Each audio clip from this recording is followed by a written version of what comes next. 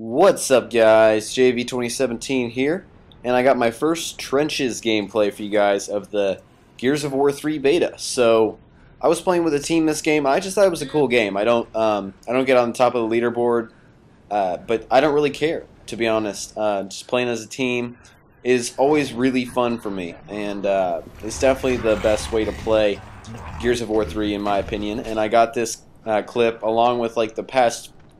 I got this gameplay along with like the past, let's see how many. I completely stole my buddy's kill right there, and I was like, sorry man.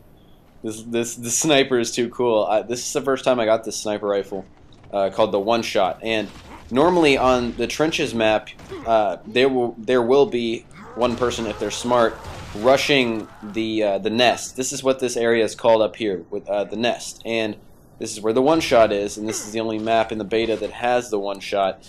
And you have an extreme advantage if you get your ass up here. And it's basically 3 kills guaranteed if you're patient. And I don't know if I get 3 kills. There's my second kill with the long shot. I think I might miss the last one. But that's going to happen. You only get 3 bullets with it. So definitely got to use them wisely. And if you're wondering what the beeping thing is that you're always getting shot by, this is it. And it's definitely a pain when you have someone on the other team that's very good with this gun, because I know this weapon respawns. It spawns pretty quickly after you've used it. After you pick it up, it spawns. I don't know an exact time. I wish I could tell you guys. It's probably like 2 minutes or something. It spawns fairly quickly though, and if you're patient, you shouldn't really use it that fast. It should last you about 2 minutes if you're. Unless you're just really, really good with the sniper rifle and can pick off people. But the One Shot is a really good strategy to come up here with, especially capture the leader. I've seen where people just run up here, every single guy, they just bull rush up here and bring their leader and grab the One Shot and just dominate and just completely own it up here and play defensively and not let their leader be captured, especially if they already have the other team's leader. But yeah, the One Shot is a great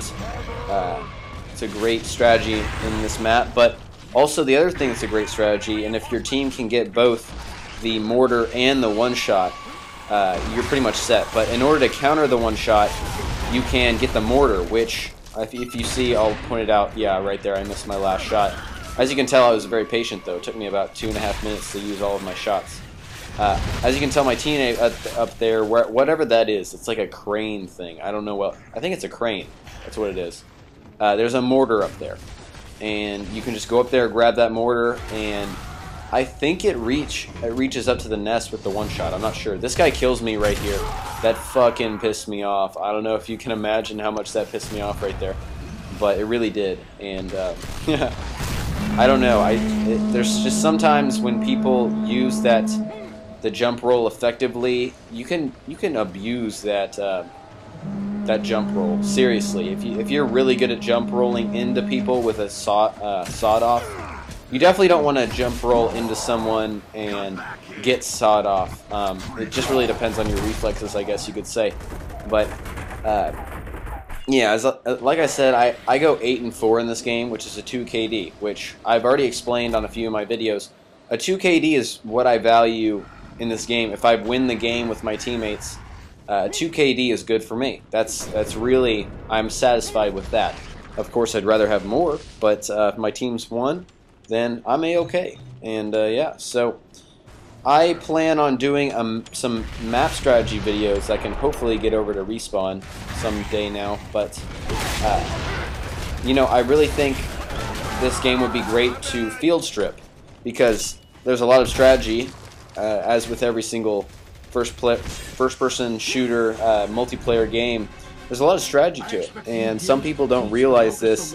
It's as much of a thinking game as it is a reflex game, and honestly, field stripping is very cool. If you don't know what field stripping is, basically I have something called Photoshop, and I'm sure 90% of everybody's heard about Photoshop. So say I'd pause it right here and say a good place to grab cover is where my teammate went right there. I'd pause the game and highlight that cover with like blue or red or some cool color, and I'd give some really insightful commentary on it. And it's so cool. Field stripping is really cool. I've never done field stripping. Also, at the very beginning of the video, or at the very beginning of every match in Gears of War 3, there's of course a picture of the overhead map, and also when you die you can look at the overhead map. But the reason I'm telling you this is because also I can show the spawns and put little arrows on where you can expect people to go. And see, these are really, really helpful hints to people. I normally wouldn't think about that unless I watched a field stripping video. I wouldn't think, hey, I should chuck a grenade this way because they always come this way. You know, that might be an obvious thing to you, but to most people it's probably not. And that's the casual gamers that are coming online and saying, hey, I want to get better at this game. And that's what field stripping will help me do, help me help other people. And so yeah, in some kind of world news today, Osama bin Laden was killed, and I'm pretty sure every commentator that makes a commentary today might mention that if they're American. Most of them will. But, you know, I'm not like, well, I mean, it's a great thing that, I mean, it's terrible to say that. Right there, I just rolled into a sawed-off. It's kind of, I just think saying that the death of someone is a great thing is not, I don't know, it just doesn't ring right in my head. I'm not really that kind of person. But, you know, it's great. It's closure is what it is. It's closure for the families that lost